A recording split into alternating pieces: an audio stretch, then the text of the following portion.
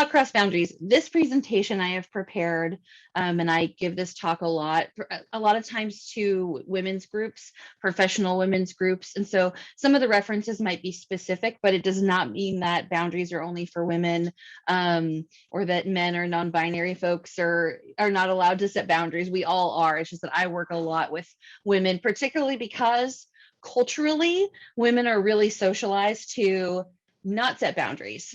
So the way that we are all kind of socialized to not say no, even though we want to in certain circumstances, I think that for the experience of women in a patriarchy, it especially holds a lot of weight. And so I give this presentation a lot to groups of women. So that's just a note, before we get started.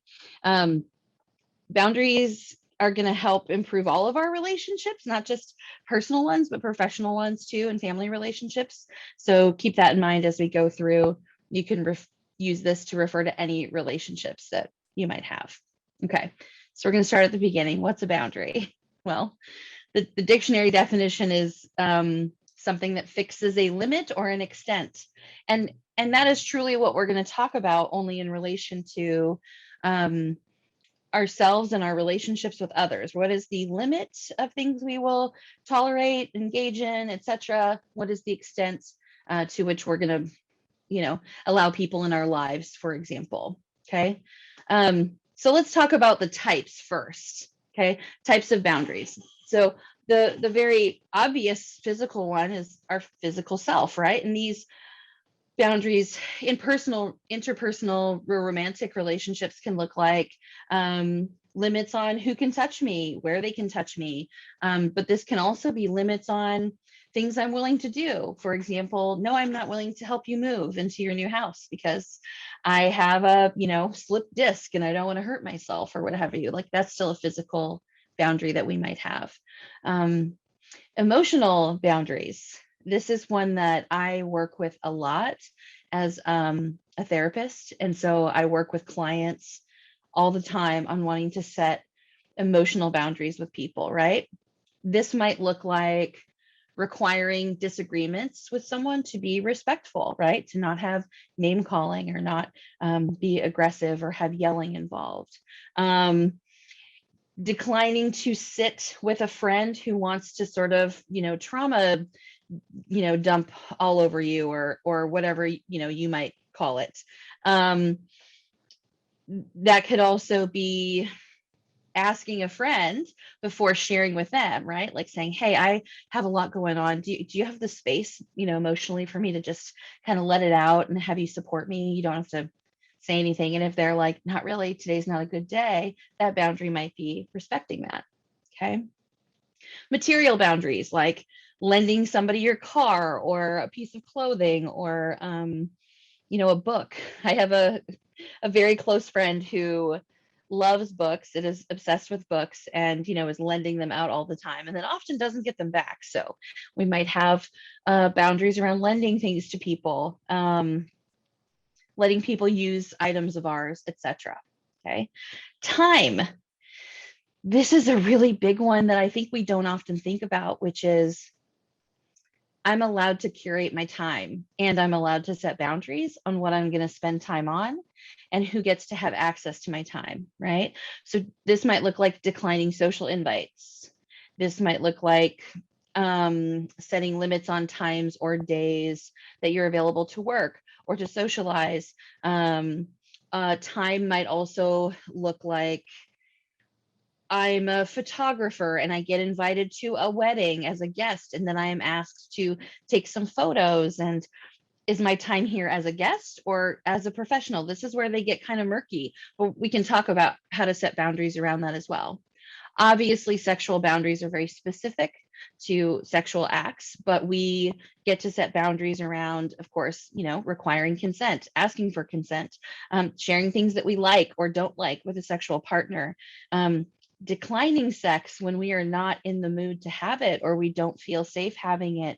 And there's obviously an element of safety here, which I'm going to talk about a little bit around boundary setting, particularly physical and like sexual boundary setting.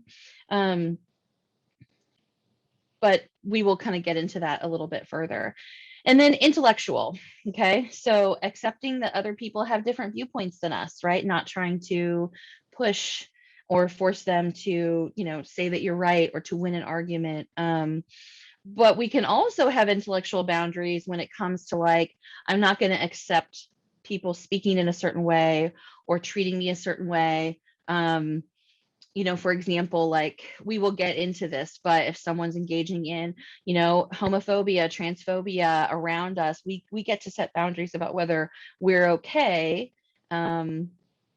being around that speech, right? We get to set boundaries around that. And this is also socially can be a really sort of sticky one. So we are definitely going to jump into that and talk a little bit more about it. And I will have time for questions at the end. And I encourage you, to hold on to those questions that you have or jot them down because I do want to answer them when we get to the end of the presentation. Okay. So we understand the types of boundaries now, right? Different types we can have. One of the big things is that we kind of want to look at what keeps us from setting and maintaining boundaries, right? Because if they were really easy, people would just be like, oh yeah, I've got no problem. So whenever violates any of my boundaries. And boy, wouldn't that be lovely if we just had a wand and we could just be like, here's my boundaries and nobody crossed them. But we live in a society where we are in relationship in various ways with others. And so there are things that contribute to us not being able to or not feeling like we're allowed to set or maintain boundaries. Conditioning is a big one. Conditioning from family of origin, relationships. We are conditioned like not to say no, etc., which we can talk about. A fear of being perceived as being mean or aggressive. This is particularly true for women.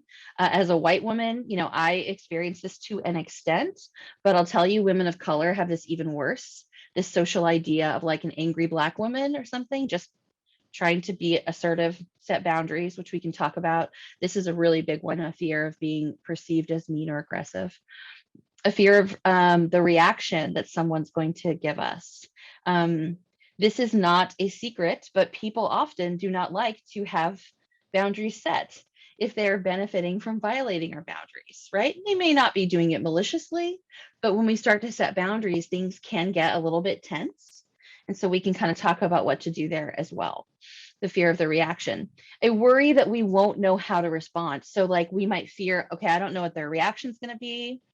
Maybe their reaction is going to be outsized, aggressive, right? And I'm going to freeze and I'm not going to know how to respond. That can keep us from doing that as well. And then the bottom one is a really big one that most of us aren't aware of unless we do some deep kind of soul searching. It comes up a lot in the work I do with clients as a therapist because we dig deep and it's like, oh, at some point I learned and built this core belief that I don't really deserve to have my needs met. And so setting boundaries, maintaining them feels so hard because somewhere deep inside, it's like, well, am I really even allowed to have that? Because we don't maybe think that we deserve it. That's not where we're making all our decisions from, but it's like deep down in there, those core beliefs. And so that's the big thing to kind of keep in mind when we're navigating this as well. Okay, so this is kind of what can be a barrier for us to set and maintain boundaries with any relationship, personal, work, family, whomever. Okay, but like, where do we learn these rules, right? Like, oh, you can't be aggressive or mean, or you're not allowed to say no, or you don't deserve to have your needs met. Okay, well, there's several places.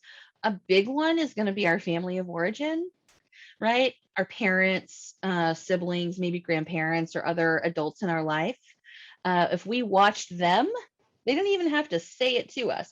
If we watch them not setting boundaries, not maintaining them, not communicating them, then what we learn just as watching, observing is like, oh, that's not a thing.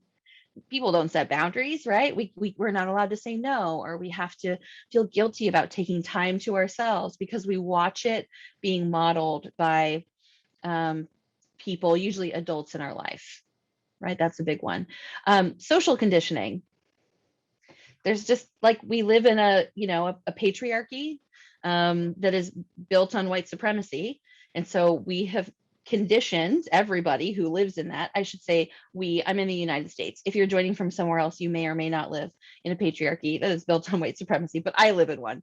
And so when we look at that, there are all of these different hierarchies, power structures, power struggles. And part of that is this social conditioning that if you are part of a particular group, and those groups I'm talking about are basically anybody but, straight, white, cis men, culturally in the US, like there is this hierarchy, and that you are maybe not allowed to say no or set boundaries with certain people or for certain things, or you can say no, but you're supposed to feel bad. And it's this very kind of complicated web of like social conditioning that also contributes to these like rules, right? Cultural messaging, depending on the culture that you grow up in or that you are part of, there might be cultural specific messaging about the head of the household, who makes decisions, who's allowed to have a career, etc. All of these things that could be culturally specific. Our past relationships, right? Even if we grew up in a household where we had pretty healthy parents and they, modeled communication and great, if we get into one or more relationships, whether they are friendships, intimate relationships, even workplace situations, where we have learned that saying no or setting boundaries maybe gets us retaliated against or something, we kind of internalize that and learn like, ooh, that's not a good bargain, right? It's too risky. And then media portrayals. Again, I'm speaking of like US media because that's where I live and that's what I consume. And I'm 40 years old.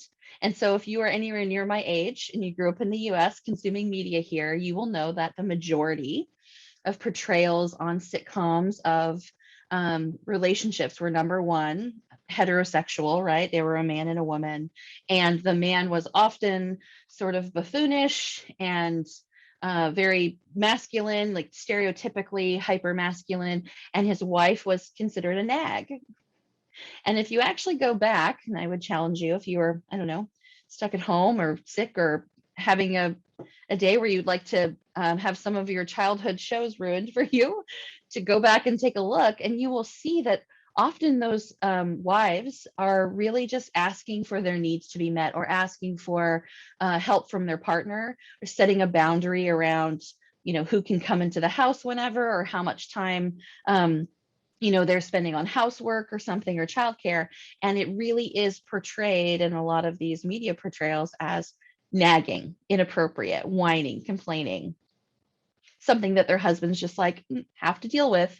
And so as we consume these portrayals, these media portrayals, especially if we're younger, we continue to consume them, then it becomes like a belief. Okay, well, yeah, that's a rule. I'm not allowed to set boundaries or, have time to myself or what have you. Okay. So let's talk a little bit about these like myths of communication. Okay. I'm not allowed to say no, right? Apologizing will make them more likely to listen to my request. They're old school. I should just let it go. This is where like the racism, homophobia, transphobia and stuff comes in. Setting a boundary is aggressive, and I should never tell someone something. I should only ask them. Okay.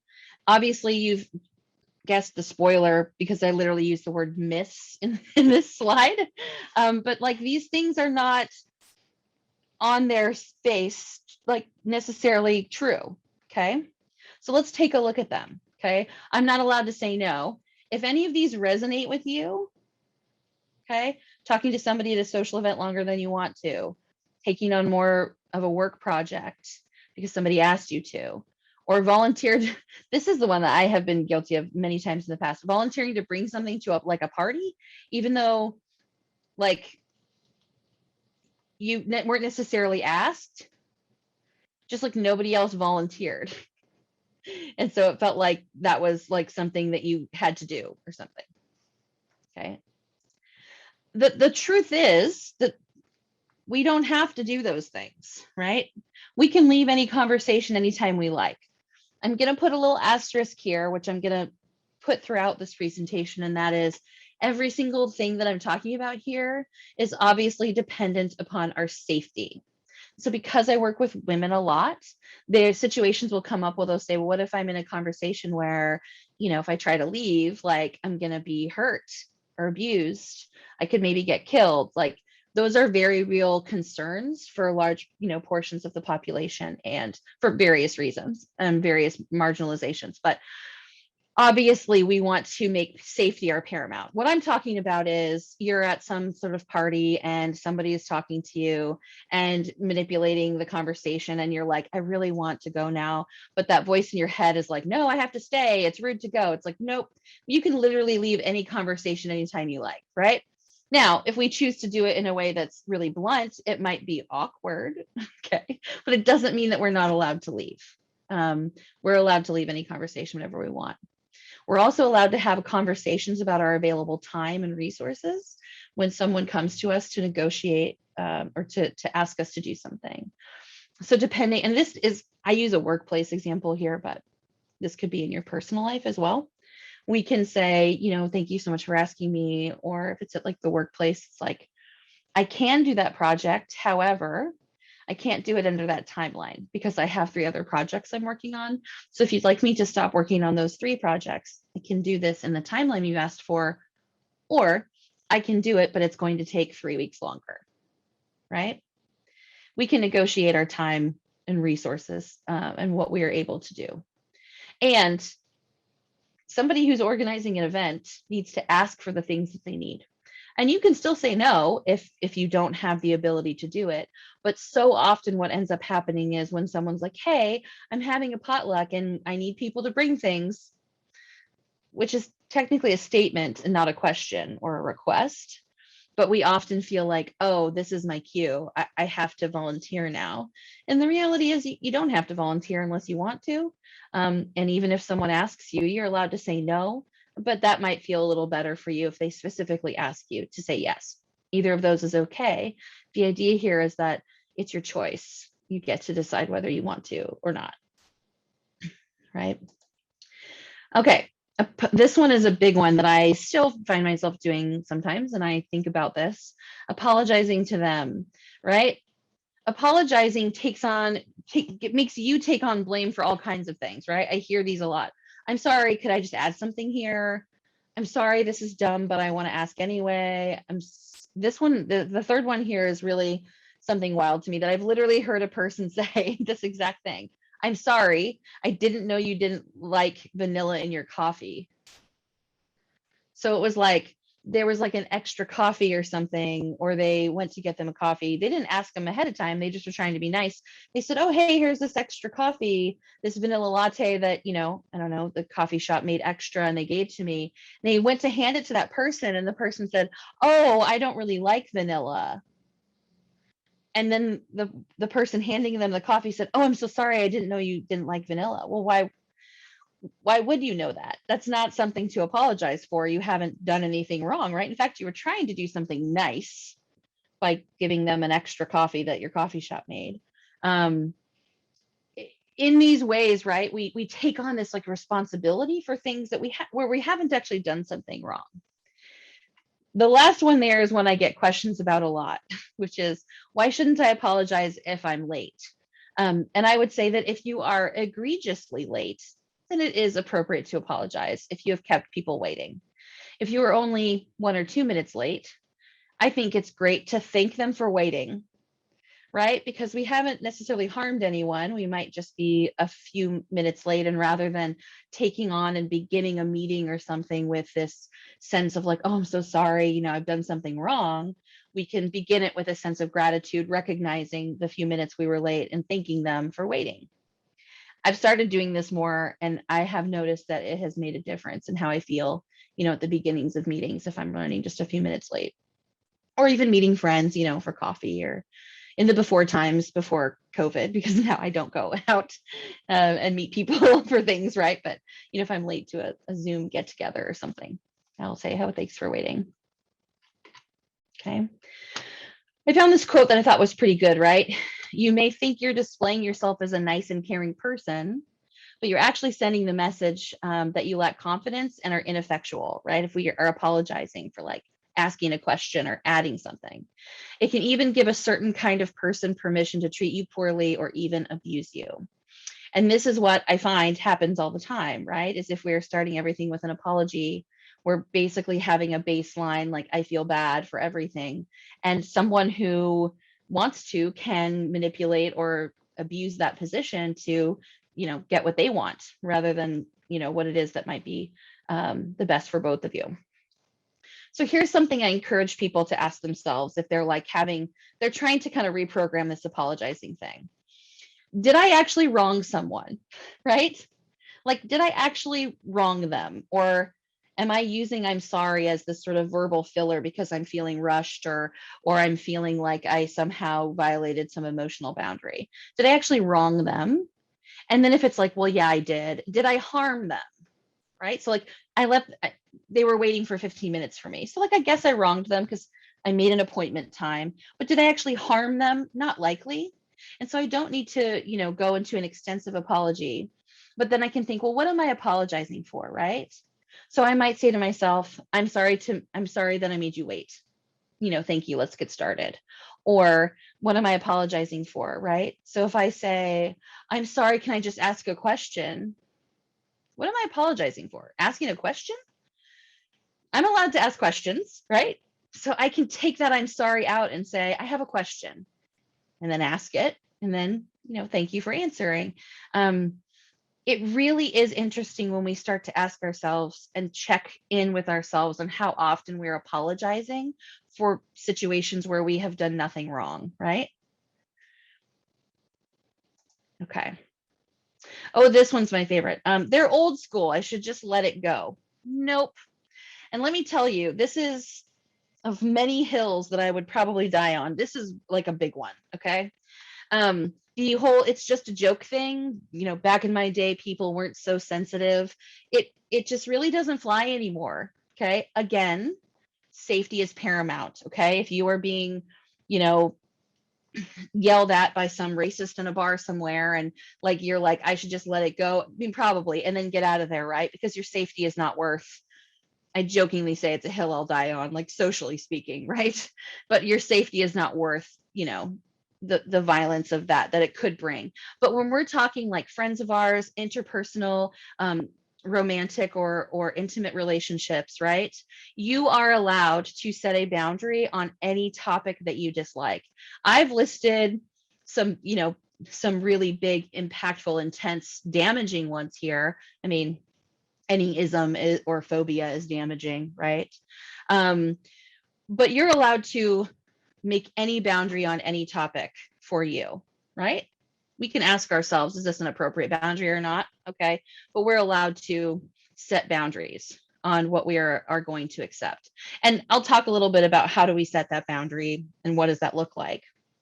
But I just want to encourage you, like, it's just a joke. So in the before times, before COVID, one of the things that I used to do was I did stand-up comedy. I had kind of a part-time stand-up comedy career in the before times. And I'll tell you right now, I know how to craft a really good joke. And I know lots of comics who craft really good jokes that are not racist or transphobic or, glorifying rape culture. It's totally possible to write really good jokes without any of that.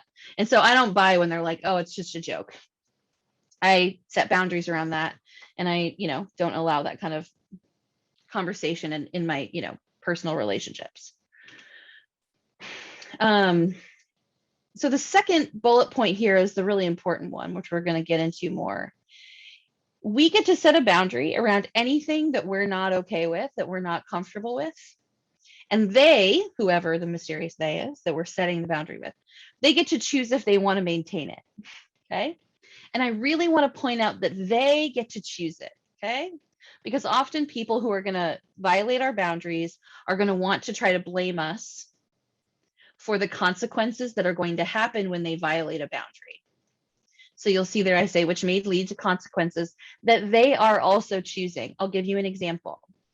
I personally, several years ago, decided I was going to move away from diet culture. I wasn't going to engage in diets. I wasn't engaged in diet talk because it was much too triggering for me as someone who lives in a fat body, who has previously experienced disordered eating, and now as a therapist who works often with clients who have eating disorders and are in recovery. I'm not okay with it. So I don't do diet talk. I don't moralize food. I don't talk about calories, none of that. And so I started sharing this with people in my life. And at the time that I started, I was working in an office with all women. I bring that up because women are deeply socialized to constantly be trying to get smaller. I don't want to be too triggering to any folks who are in recovery from eating disorders, but diet talk is a huge point of connection for women in US culture. And so I was like, oh, I don't talk about diets or I don't moralize food. And if you want to talk about that, it's fine, but I'm just going to go back to my office. So I set this precedent of like, I'm not okay with that. You can talk about that. I'm just not going to have lunch with you if you do that. Now, keep in mind, they can choose to continue having diet talk. I'm going to choose to leave the room. If they want to choose to have lunch with me, then my requirement is that they not engage in that talk. They're still choosing that consequence, right? It's not me making them have lunch without me. And if that's fine with them, then that's fine. I will go to my office, right? That's an example, right, of how they can choose what the consequence might be. Okay. I'm going to take a breath. I just want to make sure I get through all these slides and then leave room for questions because I'm like historically so bad at extending stuff out to the very end. I'll remind myself what I remind clients. Take a breath. Let's just breathe. Okay. Consequences. This is a big word that people often respond very negatively to. They're like, well, what are they, children? Am I their parent? And no, they are not children. I mean, unless you're talking about actual children. Consequences are things that we experience all the time. Okay. For example, if I decide that I want to go out drinking with my buddies, and I know that if I drink more than 2 drinks, I'm going to have a hangover. There's a boundary there that I know about myself. And if I drink 5 drinks, the consequence will be I'm going to be hungover, right? The same way that if I know, if I've been made aware of a boundary with somebody in my life and I choose to violate that boundary, then the consequences that happen are consequences I have chosen. And these, in terms of our relationship, can be as easy as leaving a conversation, or sometimes they can be as big or as impactful as going no contact with someone, because for whatever reason, we have determined that that is something that is important for us to maintain as a boundary for our own mental health, mental safety, maybe even physical safety, right? Again, consequences, these types of things, our safety is paramount. Okay, so I'm talking about things we can do safely. You get to choose what it means to you to have the boundary maintained, right? So like I can choose that I want to leave the room if they're engaging in diet talk. I could also choose like just to never have lunch with them again. It's my choice. I get to decide what that looks like for me, right? Other people don't choose their consequences. You get to choose them. So I want to talk here about this idea that setting a boundary is aggressive. Okay. And I want to go through basically these 3 types of communication, right? Passive. If we think about passive communication as like, my needs don't matter, your needs matter, I'm going to defer to you always. That's like being very passive. Okay. Assertive is like, hey, I have needs that matter, but like your needs matter too. So like, I'm going to assert my needs and you can assert yours, and then we can come to an agreement. And aggressive communication is basically like, your needs don't matter, mine do. I'm going to be aggressive here and take over. Okay. In the US, culturally speaking, when women are being assertive, they are perceived and referred to as being aggressive or mean. Literally saying no, depending on the circumstance, is referred to as like being a bitch, right? Like, oh, you can't say no because that's too aggressive. Okay, so we are taught, we're socialized that passivity, right, basically deferring to an aggressive person or an assertive person is like the way to be. We have to just go with the flow. We have to be easy to work with. And I'll tell you, my background in theater, this is a huge problem in the performing arts, is this easy to work with actor idea, because often what happens is their boundaries are violated. So my background is in theater before I became a therapist, and I still do community work and occasional like directing gigs for theaters around. And I recently have been working with theatrical intimacy educators on taking classes on theatrical intimacy and really opening up my mind to the ways in which, especially with like young actors, we really don't get consent for lots of potentially traumatic experiences on stage and in the rehearsal room. And this is one of those places where this whole passivity thing, as like being easy to work with and being a great team player and all of these things, really, they really speak to just passive communication. Like, my needs don't really matter. It's like the needs of the group or the director or the manager or the partner, right? And we can get into these patterns. So I just really want to encourage you to think about aggressiveness as literally being like, I don't care about you, it's only my needs that matter. And if that's not how you're approaching something, then it's not aggressive or mean. You're probably being assertive and saying, yeah, okay, yes, you have important things for you, and I also have important things for me, and we will both be able to communicate them here. Okay. I should never tell anybody anything, only ask. Okay. This quote really stood out to me. When you give yourself permission to communicate what matters to you in every situation, you will have peace despite rejection or disapproval. I want to introduce everyone to the concept of NATO, NATO, which is not the North American Trade Organization. I'm speaking of NATO, meaning not attached to outcomes. And this can be really difficult, and we often have to do a lot of our own work digging through our trauma or the things that we learned, often like in our childhood, the ways we learn to communicate. But if we can reach a point where rather than being attached to the outcome of a conversation, of a relationship, of a situation, and rather we can focus on our portion, how we communicate, whether we were clear, whether we were direct, whether we were kind, if that's important to us, we can become not attached to outcomes. And then when we have people who react maybe poorly or outsized or aggressively to what we have to say, we are not so attached to the outcome. And so we can be not as afraid of the outcome when we go to approach setting a boundary, right, or setting a requirement for a relationship in our life. Asking implies there's an option not to comply, and we get to set boundaries where people must comply with them. So basically, there really should be two choices when it comes to setting our boundaries: complying or have experiencing consequences, which somebody told me that sounds really aggressive, experience consequences, but which I get it, it sort of sounds a little intense, but it's the truth, right? And in my experience with clients, in my own personal life, with people in my personal life, friends and family, most of the time, I cannot guarantee always, most of the time, if we set a boundary and we continue to maintain it, that other person or party will do one of two things. They will start to maintain that boundary because they want the benefit of whatever it is they might miss out on, like a relationship with us, right? Or access to us emotionally or physically or what have you. Or they will remove themselves from the situation, from the relationship. And that seems really harsh and intense. And I'm not saying it's without emotional consequence or sadness, but it is what I see happen most often. They will maintain it or they will remove themselves. And either way, we get to find a path then at that point for some like healing and repair and hopefully some peace. So I would just invite you to kind of take a look at where you think a lack of boundaries shows up in your life, relationships, and kind of think about this. And I made it to Q&A.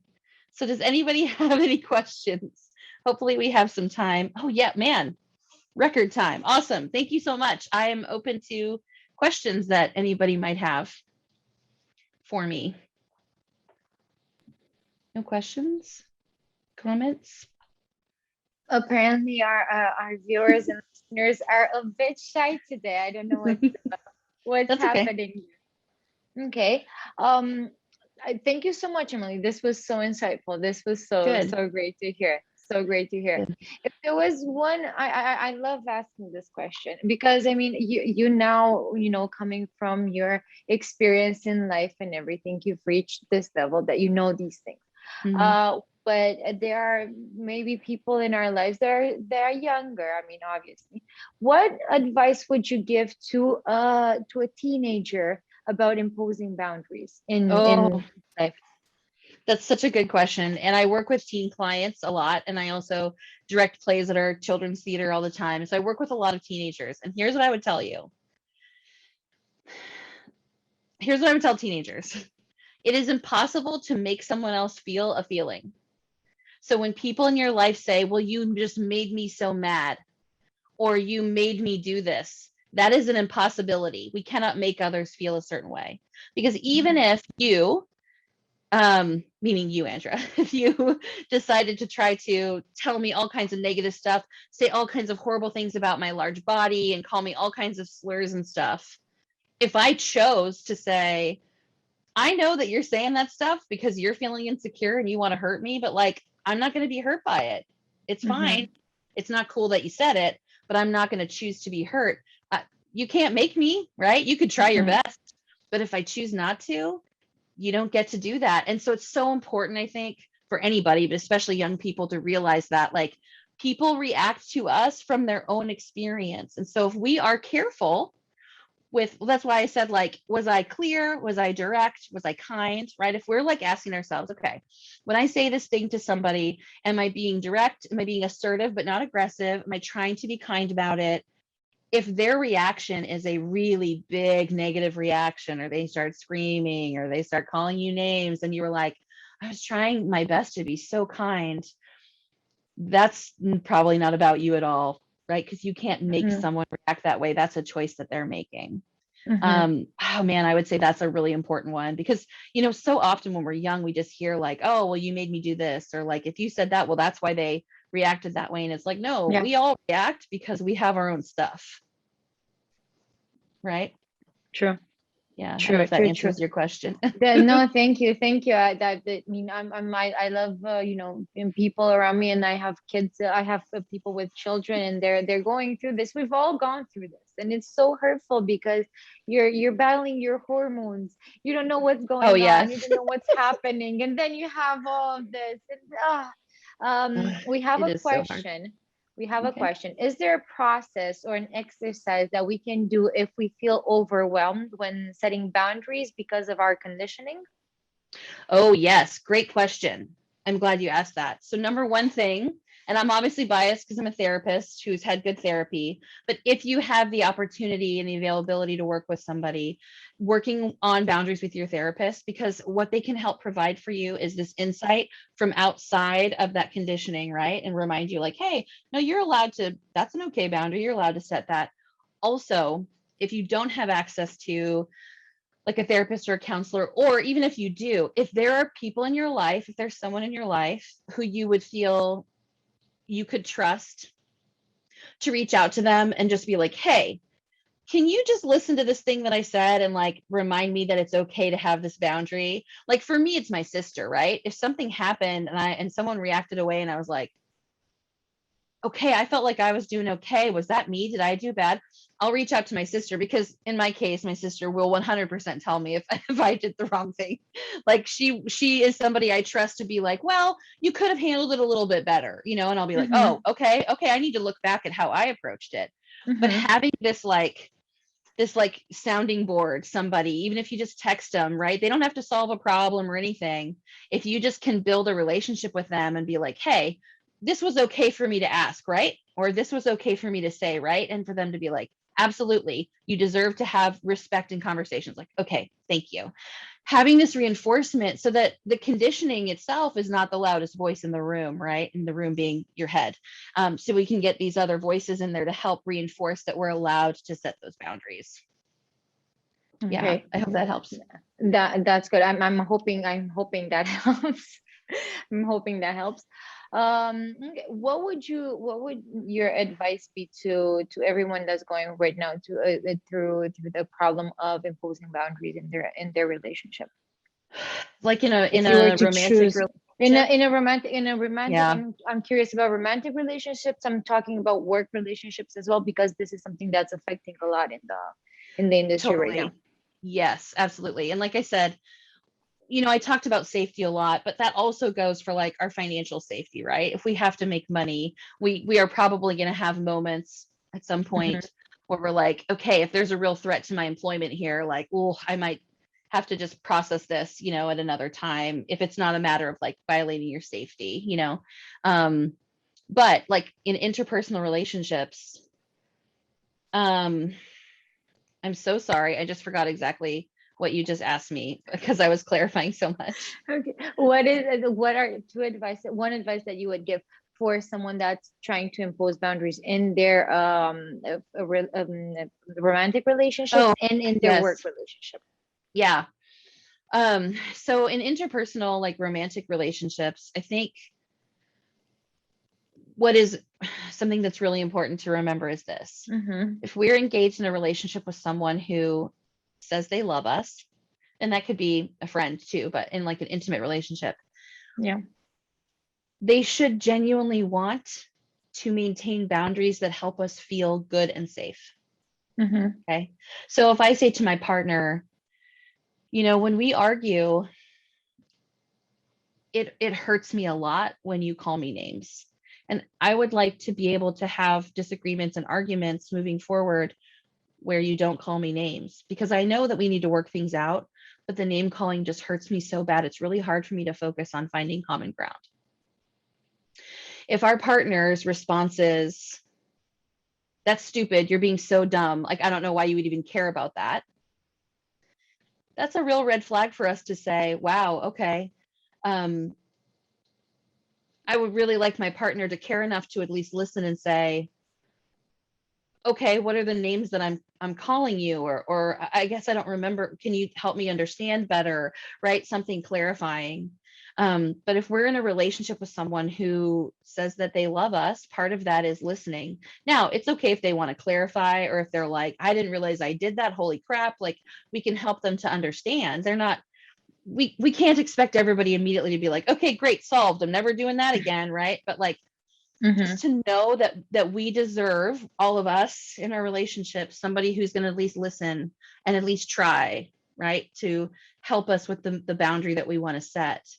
um and that, you know we can have that first conversation, and then it's not going to be immediate is the other thing, right? We're going to have subsequent conversations where maybe it comes up. And then Yeah. we say, okay, so this is what I was talking about, right? Like when you just called me that Mm-hmm. name, that's Mm-hmm. what we were talking about 2 weeks ago. And that's really hard for me, right? And finding the places to point it out, because that's how we're going to maintain the boundary, right? And in the workplace, I would say it's a little bit different, but like this person, they need you, right? Depending on whatever the work is that you're doing. And I know it can get really complicated, right? If we're engaged in sex work, if we're engaging in performance that like Mm-hmm. culturally people are, not just people, like our legal system, right, is like set up to negate and to criminalize and all of that BS. But if you're able to, remember, like, I'm allowed to set boundaries even if, I'm being paid to perform. Again, we want to have our safety and, like financial security in mind. But there are still boundaries that can be set, right? True. On like how someone can maybe talk with us, or like, if we're like, hey, I need 24 hours, notice for an appointment cancellation. And they're like coming in hot like 2 hours before, like there's a boundary, charge them Mm-hmm. the fee, or what, whatever your structure is. Like everybody's got a different thing, but that Yeah. can be an easy boundary that often we might overlook. But that person, you're allowed to set boundaries, right? When you just, even though you're being paid to work, you're still Mm-hmm. allowed to set like professional boundaries around your time, you know and your Fair. energy and all of that. Fair. Yeah. I have another question. What do you think are the pros and cons of rigid boundaries? Ooh, so the pros of rigid boundaries is that it probably prevents a lot of like difficult feelings and heartache and that type of things, truly. Mm-hmm. Mm-hmm. If our boundaries are too rigid, we are going to miss Wait, opportunities. how do you define the rigid, very rigid boundaries? Let's And start that with just, that. yeah, that's a good question. And it's can be individually, different. So here's how I think about boundaries. Okay. I think of them like a gate, like a fence Mm-hmm. with a gate. Okay. If I have a fence with a gate, I can look over the gate. I can see all my pastures and my sheep or whatever, is on the other side of the gate in this analogy. But I've got a gate that I can open. If someone approaches my fence and they're like, hey, hi, what's up? My name's Emily. Here's who I am. And we have some exchanges and they show me they're pretty trustworthy. And I'm like, okay, all right. I feel pretty good about this situation. You can come in and we can open our gate. Okay. Okay. If we have no fence, anybody's coming in, right? Mm-hmm. We can't assess for safety. We can't assess emotionally for safety, any of that kind of thing.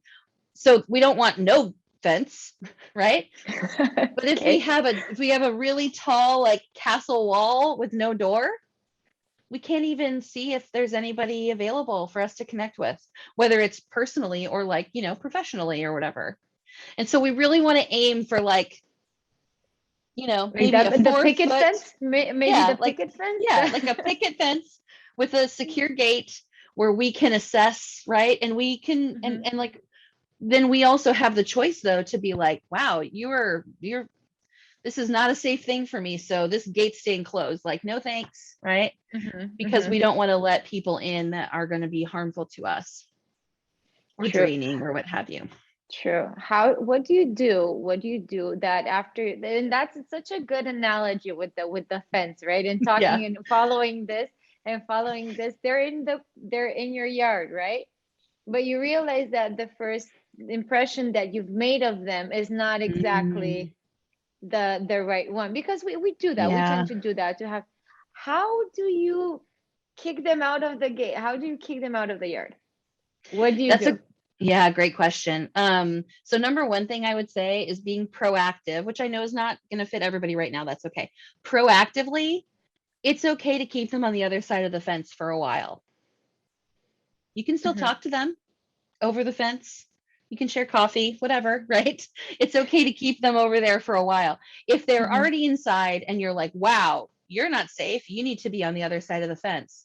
Sometimes what we have to do is literally like kick them out and then like make it so that they're not allowed ever to like come back in.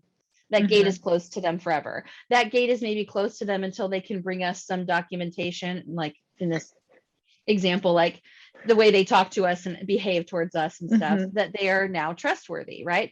But that fence is the thing that helps us to say like, yeah, this is 100% my boundary, and if you want to come in through this gate again, you're going to have to prove to me that you're going to be safe in here when you do.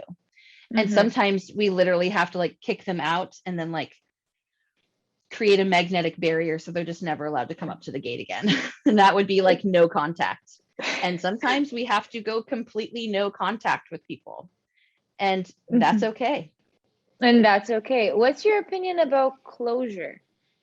Oh, yeah. So closure, closure is a thing that we do with ourselves. So if Mm-hmm. somebody in your life is like, you have to talk to me so I can have closure, no, you don't. You don't owe them that. They can do that for themselves with a therapist. I want you to Mm-hmm. imagine a situation where we have a conversation with someone. It's really heated. We say things we regret, and then we find out the next day that they've died. We don't get to have them for that closure. And we do it all the time with people that are no longer around. Okay. You are not required to get back in contact with someone for their closure.